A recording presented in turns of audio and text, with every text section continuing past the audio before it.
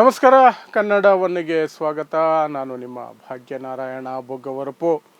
ಮೊಬೈಲ್ಗಳಲ್ಲಿ ಮಾಡಲಲ್ಲಿ normal model, plus model, S model, ultra model, ultra deluxe model ಏನೇನೋ ಇರ್ತವೆ. Pro model, pro deluxe model, ultra pro model ಅಂತೆಲ್ಲ ಇರ್ತಾವಲ್ಲ. ಅದೇ ರೀತಿ ಮಾಧ್ಯಮದಲ್ಲಿಯೂ ಸಹ ವಿಷ ಕಾರೋದ್ರಲ್ಲಿ, ಸಮಾಜದಲ್ಲಿ ದ್ವೇಷ ಬಿತ್ತೋದ್ರಲ್ಲಿ normal, S, large, extra large, pro, pro max, pro max, ultra ಅಂತೆಲ್ಲ ಇದ್ದಾವೆ. ಅಂತಹದ್ರಲ್ಲಿ ಅತಿ ಎತ್ತರದ ಸ್ಥಾನದಲ್ಲಿ ಇಲ್ಲಿಯವರೆಗೆ ಇರುವಂತಹದ್ದು ಪಬ್ಲಿಕ್ ಟಿವಿಯ ರಂಗನಾಥ್.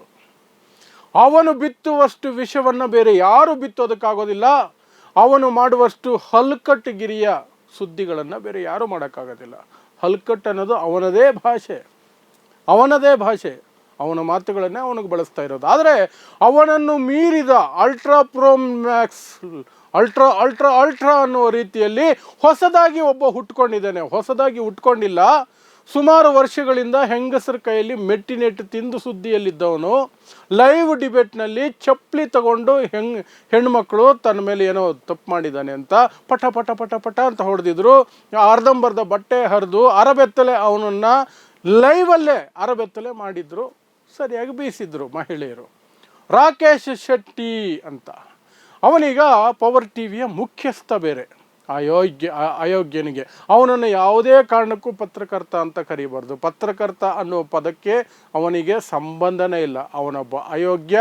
ಅವನದೇ ವರ್ಡ್ಗಳಲ್ಲಿ ಹೇಳೋದಾದರೆ, ಅವನು ಧೂತಾ ಸಮೀರ್ಗೆ ಬಳಸ್ತಾ ಇರೋ ಭಾಷೆಯಲ್ಲೇ ಹೇಳೋದಾದರೆ, ಆ ಎಲ್ಲ ಪದಗಳಿಗೂ ಸರಿಯಾದಂತಹ ಏನು ಒಂದು ಎಲಿಜಿಬಲ್ ಕ್ಯಾಂಡಿಡೇಟ್ ರಾಕೇಶ್ ಶೆಟ್ಟಿ. ಸಮೀರ್ ವಿರುದ್ಧ ಬಳಸಿರುವ ಪ್ರತಿಯೊಂದು ಪದಕ್ಕೂ ಸಹ ಎಲಿಜಿಬಲ್ ಕ್ಯಾರೆಕ್ಟರ್, ಎಲಿಜಿಬಲ್ ದೇಹ, ಎಲಿಜಿಬಲ್ ವ್ಯಕ್ತಿ ಅಂದರೆ ಅದು ಅವನೇ, ಸ್ವತಃ ಅವನೇ. ಆಸು ಬೋ ಎಲ್ಲ ಮಗನೂ ಅವನೇ, ಅವನೇನೇನು ಬಳಸಿದಾನೋ ಪದಗಳು ಎಲ್ಲವೂ ಅವನೇನೆ. ಅವನು ರಂಗನಾಥನ ಬೀಟ್ ಮಾಡ್ಕೊಂಡು ಮುಂದಕ್ಕೆ ಹೋಗ್ಬಿಟ್ಟಿದ್ದಾನೆ. ಆದರೆ ಸಮಾಜದಲ್ಲಿ ಅವನು ಮಾಡ್ತಿರುವಂತಹ ಕಂತ್ರಿ ಕೆಲಸದಿಂದಾಗಿ ಆಗ್ತಿರುವಂತಹ ಅವಘಡ ಅಷ್ಟಿಷ್ಟಲ್ಲ. ನಿಮಗೆಲ್ಲ ಗೊತ್ತೇ ಇದೆ, ಧರ್ಮಸ್ಥಳದ ವಿಚಾರವಾಗಿ ಏನು ಊರ ಹೆಸರು ಹೇಳೋಕ್ಕೂ ಇವಾಗ ನಿಬಂಧನೆಗಳನ್ನು ಹಾಕೋ ಮಟ್ಟಕ್ಕೆ ಬಂದುಬಿಟ್ಟಿದ್ದಾರೆ. ಧರ್ಮಸ್ಥಳ ಅನ್ನುವಂತಹ ಒಂದು ಜಾಗದಲ್ಲಿ ಎಷ್ಟೋ ಅತ್ಯಾಚಾರಗಳು, ಕೊಲೆಗಳು, ಅನಾಚಾರಗಳು, ಏನೇನೋ ದೌರ್ಜನ್ಯಗಳು ನಡೆದಿದ್ದಾವೆ. ಸಾಕಷ್ಟು ಜನರನ್ನು ಕೊಂದು ಹೂತು ಹಾಕಿದ್ದಾರೆ. ಆ ಹೆಣಗಳನ್ನು ಹೂತು ಹಾಕಿದ್ದು ನಾನೇನೆ. ನನ್ನ ಕೈಯಲ್ಲೇ ಅವರು ಹೂತಾಕ್ಸಿದ್ದು. ಅವನ್ನೆಲ್ಲವನ್ನು ತೆಗೆದು ತೋರಿಸ್ತೀನಿ, ಜಾಗ ತೋರಿಸ್ತೀನಿ ಅಂತ ಒಬ್ಬ ವ್ಯಕ್ತಿ ಬಂದಿದ್ದಾರೆ. ನಾನು ಪೌರ ಕಾರ್ಮಿಕನಾಗಿದ್ದೆ, ಆಗ ಅದು ಮಾಡ್ತಿದ್ದೆ. ಮಾಡಲ್ಲ ಅಂದಾಗೆಲ್ಲ ನನಗೆ ಬೆದರಿಕೆ ಹಾಕ್ತಿದ್ರು, ನಿನ್ನನ್ನು ಹೂತು ಹಾಕ್ತೀವಿ ಅಂತ ಬೆದರಿಸಿದ್ರು. ಹಾಗಾಗಿ ನಾನು ಮಾಡ್ತಿದ್ದೆ. ಆ ಸಂದರ್ಭದಲ್ಲಿ ಸಾಕಷ್ಟು ಹೆಣ್ಣುಮಕ್ಕಳನ್ನು ನಾನು ಹೂತು ಹಾಕಿದ್ದೀನಿ. ಅವುಗಳಲ್ಲಿ ಸಾಕಷ್ಟು ದೇಹಗಳು, ಮೃತದೇಹಗಳು ಅತ್ಯಾಚಾರ ಆಗಿರುವಂತಹ ಸೂಚನೆಗಳನ್ನು ಕೊಡ್ತಾ ಇದ್ವು. ಒಂದು ಹೆಣ ಅಂತೂ ಸ್ಕೂಲ್ ಬ್ಯಾಗ್ ಸಮೇತ, ಸ್ಕೂಲ್ ಯೂನಿಫಾರ್ಮ್ ಸಮೇತ ಹೂತು ಹಾಕಿದ್ದೀನಿ. ಆ ಹೆಣ ರೇಪ್ ಆಗಿತ್ತು ಅಂತ ಹೇಳಿದ್ದಾನೆ. ಕೋರ್ಟಲ್ಲೂ ಹೇಳಿದ್ದಾನೆ, ಪೊಲೀಸರಿಗೂ ಹೇಳಿದ್ದಾನೆ. FIR ಆಗಿದೆ, SITನೂ ಆಗಿದೆ. ಇಷ್ಟೆಲ್ಲ ಆಗಿದ್ದರೂ ಸಹ ಆ ವಿಚಾರವನ್ನು ಯಾರೂ ಚರ್ಚೆ ಮಾಡಬಾರ್ದು, ತನಿಖೆನೇ ಆಗಬಾರ್ದು ಅಂತ ಕೆಲವರು, ಚರ್ಚೆ ಮಾಡಬಾರ್ದು ಅಂತ ಒಬ್ಬ ಕಾಮಾಂಧನ ಕುಟುಂಬ ನೋಟಿಸುಗಳ ಮೇಲೆ ನೋಟಿಸು, ನಮಗೂ ಸೇರಿದಂತೆ ನೋಟಿಸ್ ಮೇಲೆ ನೋಟಿಸ್ ಕೊಟ್ಟಿದೆ. ಆ ಊರ ಹೆಸರೇ ಹೇಳಬಾರ್ದು, ನಮ್ಮ ಹೆಸರೇ ಹೇಳಬಾರ್ದು. ನಾವು ಯಾಕೆ ಅವ್ರ ಹೆಸರು ಹೇಳಕ್ಕೆ ಹೋಗೋಣ? ಅವರೇನಂತಹ ಹೆಸರು ಹೇಳಿಕೊಳ್ಳುವಂತಹ ಯೋಗ್ಯತೆ ಉಳ್ಳವರು ಅವರು? ಅಂಥ ಅಯೋಗ್ಯರ ಹೆಸರನ್ನು ನಾವು ಯಾಕೆ ಹೇಳೋಣ? ಹಲ್ಕಟ್ಟು ಕೆಲಸ ಅಲ್ಲಾಗಿದೆ, ಹೊಲಸು ಕೆಲಸ ಆಗಿದೆ. ಮನುಷ್ಯರನ್ನು ಕೊಂದು ಹಾಕಿದ್ದಾರೆ, ಹೆಣ್ಣು ಮಕ್ಕಳನ್ನು ರೇಪ್ ಮಾಡಿ ಹಾಕಿದ್ದಾರೆ, ಹೂತು ಹಾಕಿದ್ದಾರೆ. ಆ ಕಾರಣಕ್ಕೆ ನಾವು ಜವಾಬ್ದಾರಿಯುತ ಪ್ರಜೆಗಳಾಗಿ ಒಂದು ಸಮಾಜದಲ್ಲಿ ಬದುಕ್ತಾ ಇದ್ದೀವಿ ಅಂದಾಗ, ನಾವು ಬದುಕ್ತಾ ಇರೋ ಸಮಾಜದಲ್ಲಿ ಒಂದು ಅನ್ಯಾಯ ಆಗಿದೆ ಅಂದರೆ ಅದ್ರ ಬಗ್ಗೆ ಮಾತಾಡೋ ಕಾರಣಕ್ಕೆ ಹೇಳ್ತಾ ಇದ್ದೀವಿ. ಅವರೇನೋ ದೊಡ್ಡ ಮನುಷ್ಯರು ಅಂತ ಅವರ ಹೆಸರು ಹೇಳ್ಕೊಂಡು ಕೂತಿಲ್ಲ. ನಾವು ಯಾವತ್ತೂ ಅವ್ರ ಹೆಸರು ಹೇಳೇ ಇಲ್ಲ ನಮ್ಮ ಚಾನಲಲ್ಲಿ. ನಾನು ಎಲ್ಲೂ ಅವರ ಹೆಸರು ಹೇಳಿಲ್ಲ. ನಮಗೆ ಹೆಸರು ಅವಶ್ಯಕತೆನೇ ಇಲ್ಲ. ಇಡೀ ಜಗತ್ತಿಗೆ ಗೊತ್ತು ಆ ಕೆಲಸ ಮಾಡಿರೋದು ಯಾರು, ಯಾವ ಕುಟುಂಬ ಅಂತ. ನಾವು ಯಾಕೆ ಹೆಸರು ಹೇಳ್ಬಿಟ್ಟು ನಮ್ಮ ನಾಲಿಗೆ ಹೊಲಸು ಮಾಡ್ಕೋಬೇಕು? ಹಾಗಾಗಿ ನಾವು ಹೆಸರು ಹೇಳಿಲ್ಲ. ಆದರೆ ಈ ಪವರ್ ಟಿವಿಯ ರಾಕೇಶ್ ಶೆಟ್ಟಿ ಇದಾನಲ್ಲ, ಅವನೇ ಹೇಳೋಂಗೆ ಯಾರಿಗೋ ಹುಟ್ಟಿದ್ದೀನಿ, ಅವನಿಗೆ ಗೊತ್ತಿಲ್ಲ. ಅವನಿಗೆ ಯಾಕಂದರೆ ಬೇರೆಯವ್ರಿಗೆ ಹೇಳಿದಾನಲ್ವಾ. ಸತ್ಯ ಹೊರಗಡೆ ಇರುವಂಥವರು ಸತ್ಯದ ಹಾದಿಯಲ್ಲಿದ್ದವರನ್ನು ಬೈದರೆ ಅದನ್ನೇ ತಿರುಗಿಸಿ ಅವ್ರಿಗೆ ಬೈಬೇಕಾಗತ್ತೆ. ಅದು ಅವ್ರಿಗೆ ಅನ್ವಯ ಆಗಲ್ಲ, ಇವ್ರಿಗೆ ಅನ್ವಯ ಆಗತ್ತೆ. ಸೊ ಈ ರಾಕೇಶ್ ಶೆಟ್ಟಿ ಇದಾನಲ್ಲ, ಇವನು ಬಾಯಿ ಬಡ್ಕೊಳ್ತಿದ್ದಾನೆ. ತಾನು ಒಂದು ಟಿ ವಿಯಲ್ಲಿದ್ದೀನಿ, ಕ್ಯಾಮ್ರಾ ಮುಂದೆ ಇದ್ದೀನಿ ಅನ್ನೋದನ್ನು ಮರೆತು ಬಾಯಿಗೆ ಬಂದಂಗೆ ಹೊಲಸೆ ಮಾತಾಡ್ತಿದ್ದಾನೆ. ಧೂತ ಸಮೀರ್ ಮಾಡಿರುವ ವಿಡಿಯೋ ಸಾಕಷ್ಟು ರೀಚ್ ಔಟ್ ಆಗಿದೆ ಧರ್ಮಸ್ಥಳದ ಬಗ್ಗೆ. ಆ ಕಾರಣಕ್ಕಾಗಿ ಧೂತ ಸಮೀರ್ ವಿರುದ್ಧವಾಗಿ ಕೆಟ್ಟ ಕೊಳಕ, ಆತನ ಹುಟ್ಟು, ತಾಯಿ, ತಂದೆ, ಕುಟುಂಬವನ್ನು ಎಳ್ಕೊಂಡು ಬಂದು ಆ ಮಗ ಈ ಮಗ ಎಲ್ಲವನ್ನೂ ಸೇರಿಸಿ ಸತ್ಯ ಹೇಳಿದ್ದಕ್ಕೆ ಇಷ್ಟು ಸುಮ್ಮನೆ ಅಲ್ಲ, ಸತ್ಯ ಹೇಳಿದ್ದಕ್ಕೆ ಎಲ್ಲವೂ ಯಾಕೆ? ಆ ಒಬ್ಬ ಮತ್ತು ಅವನ ಕುಟುಂಬವನ್ನು ರಕ್ಷಣೆ ಮಾಡೋದಕ್ಕೆ. ಹೊಟ್ಟೆಗೆ ನಾನು ಅನ್ನ ತಿನ್ನಲ್ಲ, ನಾನು ಬೇರೆ ಏನೇನೋ ತಿಂತೀನಿ, ಅವನು ಕೊಟ್ಟಿದ್ದನ್ನು ತಿಂತೀನಿ ಅನ್ನುವ ರೀತಿಯಲ್ಲಿ ಅವನನ್ನು ಬೆಂಬಲಿಸಿಕೊಂಡು ಕೆಟ್ಟ ಕೊಳಕ ಭಾಷೆಯಲ್ಲಿ ಸಮೀರ್ ವಿರುದ್ಧ ದಾಳಿಯ ನೆಪದಲ್ಲಿ ಇಸ್ಲಾಮನ್ನು ಎಳ್ಕೊಂಡು ಬಂದು, ಅಲ್ಲಾನು ಎಳ್ಕೊಂಡು ಬಂದು, ಅದನ್ನು ಸಹ ಒಂದು ರೀತಿಯಾಗಿ ಧರ್ಮಾಂಧತೆಯಲ್ಲಿ ಅವಕಾಶ ಸಿಕ್ತು. ಇಸ್ಲಾಂ ಧರ್ಮವನ್ನು, ಇಸ್ಲಾಮಿಯರನ್ನು, ಮುಸ್ಲಿಮರನ್ನು ಟಾರ್ಗೆಟ್ ಮಾಡೋಣ ಅಂಥೇಳಿ ಕೆಟ್ಟ ಕೊಳಕ ಅದನ್ನು ಸಹ ಬಳಸ್ತಿದ್ದಾನೆ. ಇಷ್ಟೆಲ್ಲ ಮಾಡ್ತಿರುವ ಇವನ ಹಿಸ್ಟ್ರಿಯನ್ನು ಒಮ್ಮೆ ತೆಗೆದು ನೋಡಿದ್ರೆ ಎದ್ದು ಕಾಣೋದು. ಸುಮ್ಮನೆ ರಾಕೇಶ್ ಶೆಟ್ಟಿ ಅಂತ ಹೊಡೀರಿ ಗೂಗಲಲ್ಲಿ, ಪಡಕ್ ಅಂತ ಬರುತ್ತೆ. ಏನು? ಮೆಟ್ಟಲ್ಲಿ ಹೆಂಗಸರು ಹೊಡಿತಾ ಇರೋದು, ಬಟ್ಟೆ ಹರಿದಾಕಿರೋದು, ಅರೆಬೆತ್ತಲೆಯಾಗಿ ಇವನು ಲಬೋ ಲಬೋ ಲಬೋ ಲಬೋ ಅಂತ ಬಾಯಿ ಬಡ್ಕೊಳ್ತಾ ಇರೋದು, ಅದೇ ಬರೋದು. ರಾಕೇಶ್ ಶೆಟ್ಟಿ ಅಂದರೆ ಅದೇ ಬರೋದು. ಅಂತಹ ಹಿನ್ನೆಲೆ ಇರೋವನು ಇವನು ಆ ಕಾಮಾಂಧರನ್ನು ರಕ್ಷಣೆ ಮಾಡೋದಕ್ಕೆ, ಕಾಮಾಂಧರು ಕೊಟ್ಟಿರುವಂತಹ ಏನೋ ಒಂದನ್ನು ಲಾಭವನ್ನು ಇನ್ನೇನನ್ನು ಪಡ್ಕೊಂಡಿದ್ದೀನೋ ಒಂದೇ ಕಾರಣಕ್ಕೆ ಸತ್ಯ ಹೇಳೋರ್ನೆಲ್ಲರನ್ನೂ ಟಾರ್ಗೆಟ್ ಮಾಡ್ತಿದ್ದಾನೆ. ಅದರಲ್ಲೂ ಸಮೀರ್ನ ಸ್ಪೆಷಲಾಗಿ ಟಾರ್ಗೆಟ್ ಮಾಡ್ತಿದ್ದಾನೆ. ತಿಮರೋಡಿನೂ ಬಿಡ್ತಾ ಇಲ್ಲ, ಮಟ್ಟಣ್ಣವರನ್ನು ಬಿಡ್ತಾ ಇಲ್ಲ, ಯಾರನ್ನು ಬಿಡ್ತಾ ಇಲ್ಲ. ಯಾರೆಲ್ಲ ಆ ಕಾಮಾಂಧನ ವಿರುದ್ಧ ಇದ್ದಾರೋ ಅವರೆಲ್ಲರೂ ಇವನಿಗೆ ಶತ್ರುಗಳ ಥರ ಕಾಣ್ತಿದ್ದಾರೆ. ಎಲ್ಲರೂ ಅಟ್ಯಾಕ್ ಮಾಡ್ತಿದ್ದಾರೆ. ಆ ಹೆಸರಲ್ಲಿ ಸಮೀರ್ ಮುಸ್ಲಿಂ ಆಗಿರೋದ್ರಿಂದ ಇಸ್ಲಾಮನ್ನು ಸಹ ಅವನು ಟಾರ್ಗೆಟ್ ಮಾಡ್ಕೊಂಡಿದ್ದಾನೆ. ಇವನೇನೋ ಧೈರ್ಯವಂತ, ಎಲ್ಲರಿಗಿಂತ ಭಿನ್ನವಾಗಿ ನಿಂತ್ಕೊಳ್ಳೋ ಪ್ರಯತ್ನ ಮಾಡ್ತಾವನೆ ಅಂತ ನೋಡೋದಾದರೆ ಅದು ಅಲ್ಲವೇ ಅಲ್ಲ. ಅವನೊಬ್ಬ ಹೇಡಿ ಅವನು. ಯಾಕೆಂದರೆ ಕಮೆಂಟ್ಗಳನ್ನು ಆಫ್ ಮಾಡ್ಕೊಂಡಿದ್ದಾನೆ ಅವನ ವಿಡಿಯೋಗಳಿಗೆ. ತಾಕತ್ತಿಲ್ಲ ಕಮೆಂಟ್ಗಳನ್ನು ಓಪನ್ ಇಟ್ಕೊಳ್ಳೋಕ್ಕೆ. ತಾಕತ್ತು ಬೇಕು, ದಮ್ ಬೇಕು, ಗುಂಡಿಗೆ ಬೇಕು. ಆ ಗುಂಡಿಗೆ ತಾಕತ್ತು ದಮ್ಮು ಏನೂ ಇಲ್ಲ. ಹೇಡಿಯ ಹಾಗೆ ಕಮೆಂಟ್ಗಳನ್ನು ಆಫ್ ಮಾಡಿಕೊಂಡು ವಿಡಿಯೋಗಳು ಮಾಡಿಬಿಡ್ತಾ ಇದ್ದಾನೆ.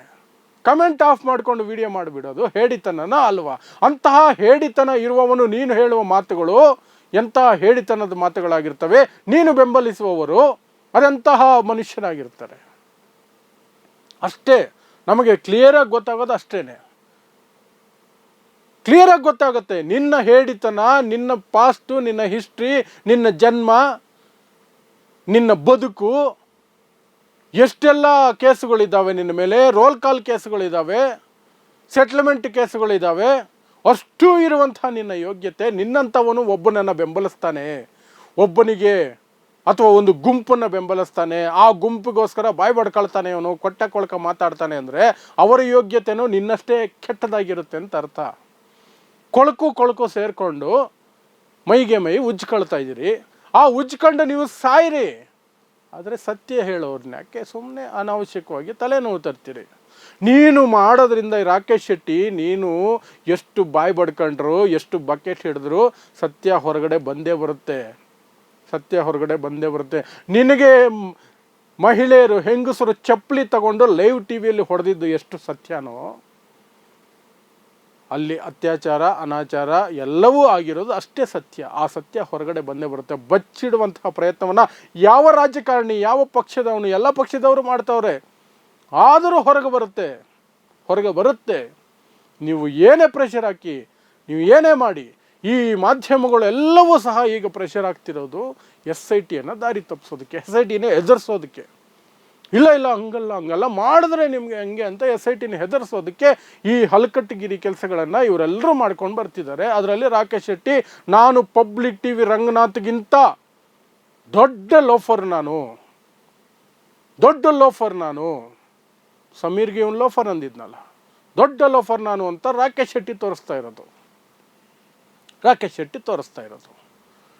ಎಂತೆಂಥ ಬಾಳುಗಳು ಬಾಳ್ತಿರೋ. ಥೂ ಹೆಣ್ಣು ಮಕ್ಕಳನ್ನು ರೇಪ್ ಮಾಡಿ ಹೂತಾಕಿದ್ದಾರೆ ಅಂದರೆ ಅದರ ತನಿಖೆ ನಡಿಬಾರ್ದಂತೆ. ನಡೆದ್ರೆ ಅದು ಧರ್ಮಕ್ಕೆ ಅಪಚಾರ ಆಗ್ಬಿಡುತ್ತಂತೆ. ಆ ಕಚಡ BJPಯವರು ಅದನ್ನೇ ಹೇಳ್ತಿರೋದು, ಈ ಕಂತ್ರಿ ಮಾಧ್ಯಮಗಳು ಅದನ್ನೇ ಹೇಳ್ತಿರೋದು, ಈ ರಾಕೇಶ್ ಶೆಟ್ಟಿನೂ ಅದನ್ನೇ ಹೇಳ್ತಿರೋದು. ಅಂದರೆ ಧರ್ಮದ ಹೆಸರಿನಲ್ಲಿ ಅಥವಾ ಧರ್ಮದ ವೇಷ ಹಾಕ್ಕೊಂಡು ನೀವು ರೇಪ್ ಮಾಡಿ, ಮರ್ಡರ್ ಮಾಡಿ, ಹೂತು ಹಾಕಿ ಏನಾದರೂ ಮಾಡಿ ಯಾರೂ ಕೇಳಂಗಿಲ್ಲ, ಯಾರೂ ಕೇಳಬಾರ್ದು. ಕೇಳಿದ್ರೆ ನಿಮ್ಮಲ್ಲಿ TV ಇದೆ, ಕ್ಯಾಮ್ರಾ ಇದೆ, ಮೇಕಪ್ ಮಾಡ್ಕೊಂಡು ಅಲ್ಲಿ ಕೂತ್ಕೊಂಡು ಬಾಯಿಗೆ ಬಂದಾಗ ಹೊಲ್ಸಾಗಿ ಮಾತಾಡ್ತೀರಿ. ಅಷ್ಟೇ ತಾನೇ ನಿಮ್ಮ ಯೋಗ್ಯತೆ. ಮೊನ್ನೆನೇ ತಾನೇ ನಿಂದು ಚಾನಲ್ಲು ಬ್ಲಾಕ್ ಆಗಿದ್ದು. ನೆಟ್ಟಿಗೆ ಲೈಸೆನ್ಸ್ ಇಟ್ಕೊಳ್ಳೋ ಯೋಗ್ಯತೆ ಇಲ್ಲ ನಿನಗೆ, ಬ್ಲಾಕ್ ಆಗಿತ್ತು. ಈಗ ಮತ್ತೆ ಏನೋ ಮಾಡಿದ್ಯಾ, ಕೋರ್ಟಿಂದ ಆದೇಶ ತಂದಿದೆಯೋ ಏನು ತಂದಿದೆಯೋ ಗೊತ್ತಿಲ್ಲ, ಓಪನ್ ಆಗಿದೆ. ಇಂತಹದೇ ಹಲ್ಕಟ್ಟಗಿರಿ ಕೆಲಸ ಮಾಡಿದ್ರೆ ಮತ್ತೆ ಬ್ಲಾಕ್ ಆಗುತ್ತೆ ಅಷ್ಟೇ. ಸೊ ರಾಕೇಶ್ ಶೆಟ್ಟಿ ಅನ್ನುವಂತಹ ಈ ಅಯೋಗ್ಯ TVಯಲ್ಲಿ ತಾನಿದ್ದೀನಿ ಅನ್ನೋ ಒಂದೇ ಇದನ್ನು ಬಳಸ್ಕೊಂಡು ಸತ್ಯವನ್ನು ಮುಚ್ಚಾಕುವಂತಹ, ಧರ್ಮಸ್ಥಳದಲ್ಲಿ ನಡೆದಿರಬಹುದಾದ ಎಲ್ಲ ಅನಾಚಾರಗಳು, ಅತ್ಯಾಚಾರಗಳು, ದೌರ್ಜನ್ಯಗಳನ್ನು ಸಮರ್ಥನೆ ಮಾಡ್ಕೊಳ್ತಿದ್ದಾನೆ, ಸತ್ಯವನ್ನು ಮುಚ್ಚಾಕ್ತಿದ್ದಾನೆ, ಸತ್ಯ ಹೇಳೋರಿಗೆ ಕಿರುಕುಳ ಕೊಡ್ತಿದ್ದಾನೆ. ಆ ನಿಟ್ಟಿನಲ್ಲಿಯೇ ಅವನ ಮೇಲೆ ಕ್ರಮ ಆಗಬೇಕು. ಸಮೀರ್ ಕಡೆಯಿಂದ ಕೇಸಾಗಿದೆ, ಒಂದಷ್ಟು ಜನ ಬೇರೆಯವರು ಸಹ ಕೇಸುಗಳನ್ನು ಮಾಡ್ತಿದ್ದಾರೆ ಇವನು ರಾಕೇಶ್ ಶೆಟ್ಟಿ ವಿರುದ್ಧ. ಕೋರ್ಟ್ಗಳು ಆ ರೀತಿ ನೋಡಬೇಕು. SIT ಇರಬೇಕಾದ್ರೆ, ತನಿಖೆ ನಡೀತಿರ್ಬೇಕಾದ್ರೆ ತನಿಖೆ ನಡಿಬಾರ್ದು ಅಂತ ಹೇಳೋದಕ್ಕೆ ನೀನು ಅದರಲ್ಲಿ ಇದೆಯಾ, ಬಾ ಒಳಗೆ ಅಂತ ಹೇಳ್ಕೋಬೇಕು ಅವನ್ನ. ಆವಾಗ ಸ್ವಲ್ಪ ಬುದ್ಧಿ ಬರಬಹುದು. ಇವಕ್ಕೆಲ್ಲ ಬುದ್ಧಿ ಬರಲ್ಲ. ಆದರೂ ಒಂದು ಪ್ರಯತ್ನ ಅಂತ ಮಾಡ್ಬೋದು. ಕೋರ್ಟಲ್ಲಿ ವಿನಂತಿ ಮಾಡ್ತೀನಿ, ಇವನನ್ನು ಸಹ ಆ ತನಿಖೆ ಭಾಗ ಮಾಡ್ಕೊಳ್ಳಿ. SITಯವರು ಸಹ ಇವನನ್ನು ಸಹ ಆ ತನಿಖೆ ಭಾಗ ಮಾಡ್ಕೋಬೇಕು. SIT ಯಾರ ಒತ್ತಡಕ್ಕೂ ಮಣಿಬಾರ್ದು. ಕಾಂಗ್ರೆಸ್ ಸರ್ಕಾರನೂ ಬಚಾವ್ ಮಾಡಕ್ಕೆ ನೋಡ್ತಿದೆ ಅತ್ಯಾಚಾರಿಗಳನ್ನು. ನಾನು ನೇರವಾಗಿ ಹೇಳ್ತೀನಿ, ಸಿದ್ದರಾಮಯ್ಯ ಎಷ್ಟು ತಪ್ಪಿಸ್ಕೊಳಕ್ಕೆ ನೋಡಿದ್ದು SIT ರಚನೆ ಮಾಡೋದಕ್ಕೆ. ಎಷ್ಟು ನಾಟಕ, ಏನು ಅರ್ಜೆಂಟು, ನೋಡೋಣ, ಮಾಡಬಹುದು, ಅವ್ರು ಹೇಳಿದ್ರೆ ಮಾಡ್ತೀನಿ, ಇವ್ರು ಹೇಳಿದ್ರೆ ಮಾಡ್ತೀನಿ. ಈ ಕಡೆ ಪರಮೇಶ್ವರು ಮಾಹಿತಿ ಇಲ್ಲ, ಗೊತ್ತಿಲ್ಲ, ನೋಡೋಣ, ಅಧಿಕೃತ ಅಲ್ಲ, ಅನಧಿಕೃತ ಅಲ್ಲ, ಏನೆಲ್ಲ ಇದು ಮಾಡ್ತಾರೆ. ಯಾಕೆ ಮಾಡ್ತಾರೆ ಅಂತ ನಿಮ್ಗೆ ಸ್ಪಷ್ಟವಾಗಿ ಗೊತ್ತು. ಅದಕ್ಕೆಲ್ಲ ಮೂಲ ಕಾರಣ ಅಂತ ಆರೋಪಗಳಿದಾವೋ ಅವನ ಮುಂದೆನೇ ಹೋಗಿ ಕೈ ಮುಗಿದು ಅರಬೆತ್ತಲೇ ನಿಂತ್ಕೊಂಡಿರ್ತಾರಲ್ಲ ಇವರೆಲ್ಲ. DCM ಇಂದ ಹಿಡಿದು CM ಪ್ರೈಮ್ ಮಿನಿಸ್ಟರ್ವರೆಗೂ ಹೋಗಿ ಅವನ ವಿರುದ್ಧನೇ ಈಗ ಬಂದಿರೋದು. ಅಂಥವನ ವಿರುದ್ಧ ಸಹ ಈಗ ತನಿಖೆಗಳು ನಡೀಬೇಕಾದ ಅವಶ್ಯಕತೆ ಇರೋದರಿಂದ, ತನಿಖೆ ನಡೆಯುತ್ತೆ ಅನ್ನೋದರಿಂದ ನಮಗೇನು ಒಂಥರ ಭಯ ಇಲ್ಲ, ನ್ಯಾಯ ಸಿಗಲ್ಲಪ್ಪ ಇಂಥ ವ್ಯಕ್ತಿ ವಿರುದ್ಧ ಅಂತ. ಆಸಾರಾಮ್ ಅನ್ನುವವನೊಬ್ಬ ಮೋದಿ ಜೊತೆ ಡ್ಯಾನ್ಸ್ ಆಡ್ತಿದ್ದ, ಮೋದಿನೇ ಕಾಲು ಮುಗಿತಾ ಇದ್ರು ಹೋಗಿ, ಆದರೂ ಸಹ ಅವನಿಗೆ ಶಿಕ್ಷೆ ಆಗಿದೆ, ಜೈಲಲ್ಲಿ ಬಿದ್ದು ಕೊಳಿತಾ ಇದ್ದಾನೆ, ಜೀವಾವಧಿ ಶಿಕ್ಷೆ ಆಗಿದೆ ಅವನಿಗೆ. ಅಂತಹ ಪ್ರಕರಣಗಳು ನಮಗೆಲ್ಲರೂ ಸಹ ಒಂದು ಹೋಪನ್ನು ಕೊಡುತ್ತೆ ಅಷ್ಟೇ. ಆ ಹೋಪ್ ಮೇಲೇ ನಾವೆಲ್ಲ ಇದ್ದೀವಿ, ಸತ್ಯ ಗೆಲ್ಲುತ್ತೆ ಅಂತ. ಆದರೆ ಸತ್ಯ ಗೆಲ್ಲಬಾರ್ದು ಅಂತ ಇಂತಹ ಲೋಫರ್ಗಳೆಲ್ಲ ಸೇರಿಕೊಂಡು ಹೊಲ್ಕಟ್ಟಗಿರಿ ಮಾಡ್ತವ್ರೆ. ಎಲ್ಲ ಅವ್ರದ್ದೇ ಪದಗಳು. ಇನ್ನು ಅವ್ರು ಬಳಸಿದ್ರಲ್ಲಿ ನಾನು 10% ಮಾತ್ರ ಪದಗಳು ಬಳಸಿದ್ದೀನಿ, 10% ಮಾತ್ರ ಬಳಸಿದ್ದೀನಿ ಅಷ್ಟೇ. ಸೊ ನೋಡೋಣ ಇನ್ನು ಏನೆಲ್ಲ ಕೊಳಕ್ತನ. ಅವನು ಆ ಮೇಲೆ ಕೂತಿದ್ದಾನಲ್ಲ, ಅವನು ಅದೆಷ್ಟು ಇನ್ನೂ ಮಾಡ್ತಾನೋ, ತಾನು ತನ್ನ ಕುಟುಂಬ ಮಾಡಿರುವಂತಹ ಹಲ್ಕಟ್ಟು ಕೆಲಸಗಳನ್ನು ಮುಚ್ಚಿಡೋದಕ್ಕೆ, ಶಿಕ್ಷೆಯಿಂದ ತಪ್ಪಿಸ್ಕೊಳ್ಳೋದಕ್ಕೆ ಮಾಡಲಿ. ಇಂತಹ ಮಾಧ್ಯಮಗಳನ್ನು ಅದೆಷ್ಟು ಚೂ ಬಿಡ್ತಾನ ಮಾಡಲಿ. ನಾವೆಲ್ಲ ಬದುಕಿದ್ದೀವಿ, ನಾವು ಬದುಕಿರೋವರೆಗೂ, ಸ್ವತಂತ್ರ ಪತ್ರಿಕೋದ್ಯಮ ಬದುಕಿರೋವರೆಗೂ, ಸ್ವತಂತ್ರ ಪತ್ರಕರ್ತರು ಬದುಕಿರೋವರೆಗೂ ಇವರು ಮಾಡುವ ಯಾವ ಕುತಂತ್ರಗಳು ಕೆಲಸ ಮಾಡಲ್ಲ ಅನ್ನೋದು ಈ ಪ್ರಕರಣದಲ್ಲೇ ಗೊತ್ತಾಗಿದೆ. ಎಲ್ಲ ಮಾಧ್ಯಮಗಳು ಬಾಯಿ ಮುಚ್ಕೊಂಡಿದ್ವು, ಬಾಯಿ ಮಾತ್ರ ಅಲ್ಲ ಎಲ್ಲ ಮುಚ್ಕೊಂಡಿದ್ವು. ನಾವು ಮಾತ್ರನೇ ಮಾತಾಡಿದ್ದು, ಯೂಟ್ಯೂಬರ್ಸ್ ಮಾತ್ರನೇ ಮಾತಾಡಿದ್ರು, ಸ್ವತಂತ್ರ ಪತ್ರಕರ್ತರು ಮಾತ್ರ ಮಾತಾಡಿದ್ದು, ಮೇನ್ ಸ್ಟ್ರೀಮ್ ಮೀಡಿಯಾ ಯಾವನ್ನೂ ಮಾತಾಡಲಿಲ್ಲ. ಹೆಣಗಳನ್ನು ಹೂತಾಕಿದ್ದೀನಿ ಅಂತ ಒಬ್ಬ ಮನುಷ್ಯ ಬಂದರೆ ಒಬ್ಬ ಸುದ್ದಿ ಮಾಡಿರಲಿಲ್ಲ. ನಾವು ಮಾಡಿದ್ದು ನಾವೇ ಮಾಡ್ತೀವಿ. ನಾವು ನ್ಯಾಯ ಸಿಗೋವರೆಗೂ ಮಾತಾಡ್ತೀವಿ. ನ್ಯಾಯ ಸಿಕ್ಕೇ ಸಿಗುತ್ತೆ. ಆಸಾರಾಮ್ ಜೈಲಲ್ಲಿ ಕೊಳಿತಾ ಇದ್ದಾನೆ ಅಂದರೆ ಇವನು ಕೊಳಿತಾನೆ, ಅದೊಂದು ನಂಬಿಕೆ ಇದೆ ನಮಗೆ. 100% ಕಾಯ್ತಾ ಇರ್ತೀವಿ ಅಷ್ಟೇ. ನೋಡ್ತಾ ಇರಿ ಸಮಾಜಕ್ಕಾಗಿ ಕನ್ನಡ 1 ನ್ಯೂಸ್. ನಮಸ್ಕಾರ.